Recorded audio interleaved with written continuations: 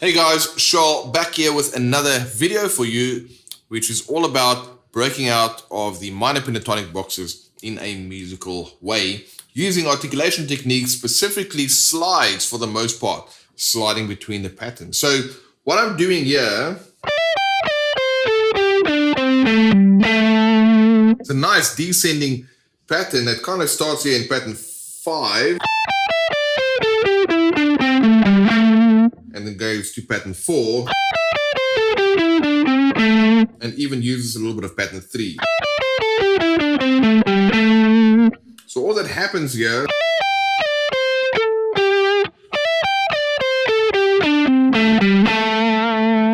I'm picking 15, hammering onto 17 on the B string, and then I'm picking 15 on the E. And then immediately from 17, I'm sliding into 15 on the B, then I'm playing 13 on the B, and then 14 on the G.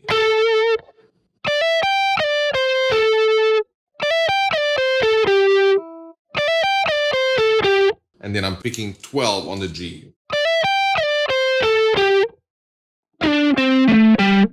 Again, I'm sliding from 14 on the D into 12, then 8, let's make that 10.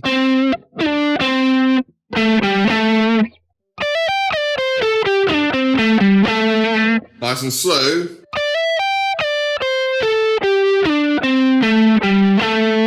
So you can see what I'm doing there with a slide. There's a D note within this pentatonic scale, which is there and there. But I'm sliding from the E note into that D, then I'm picking the C note after that.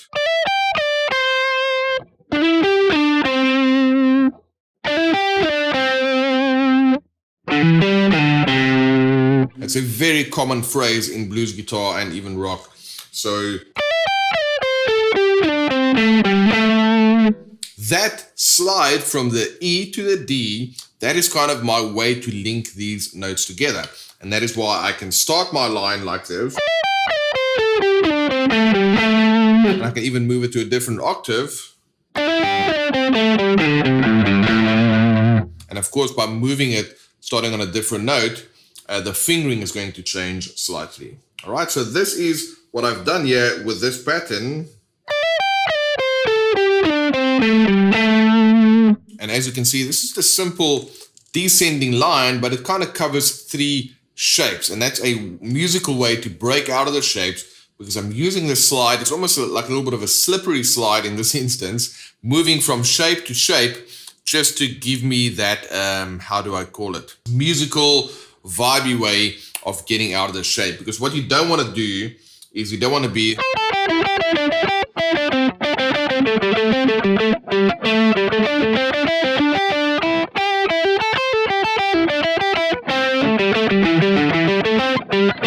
You know, you can kind of hear that I'm stuck in a loop there, and also I'm picking all of the notes. So those are 2 things that you don't want to do.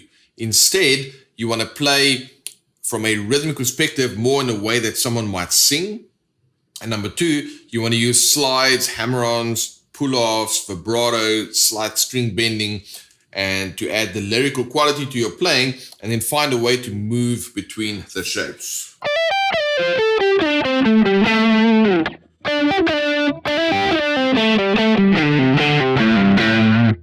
And of course, you can start experimenting with the rhythmic patterns as well, but it's good to have that as a starting point. So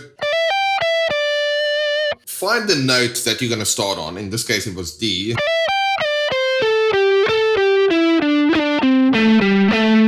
And then you can just, from there, play the descending pattern like I've shown you, but then you can go and find a different D on the guitar. In this instance, this one.